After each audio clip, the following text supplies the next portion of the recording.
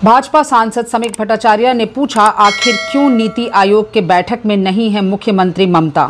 बोले, ऐसे कैसे केंद्र के सामने बकाया का मुद्दा उठा पाएंगी। নীতি আয়োগের বৈঠকে যোগ দিচ্ছেন না মুখ্যমন্ত্রী। এর আগের বার মুখ্যমন্ত্রী বৈঠক শেষে বেরিয়ে এসে বলেছিলেন যে তিনি যখন কথা বলছিলেন তার মাইক অফ করে দেওয়া হয়েছিল। সংশ্লিষ্ট কর্তৃপক্ষ সেই বক্তব্যকে সমর্থন করেনি।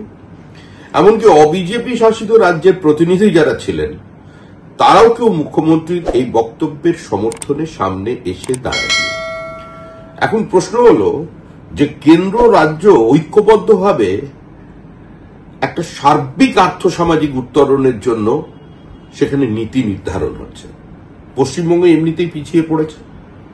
লক্ষ লক্ষ মাইগ্রেন্ট লেবার, অল্প বয়সী ছাত্রছাত্রীরা তারা এ রাজ্যে পড়াশোনা করার ইচ্ছা নেই, ভিন রাজ্যে চলে যাচ্ছেন। এই রাজ্য থেকে মেধা অন্য রাজ্যে চলে যাচ্ছে।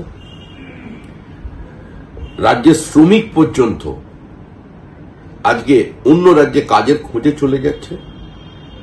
এই পরিস্থিতির মধ্যে দাঁড়িয়ে যখন পশ্চিমবঙ্গ অর্থনৈতিকভাবে খাদের কিনারে এসে দাঁড়িয়েছে, তখন মুখ্যমন্ত্রীর এই নীতি আয়োগের বৈঠক বয়কট করা কার্যত পশ্চিমবঙ্গকেই একটা অনিশ্চিত ভবিষ্যতের দিকে ঠেলে দিল।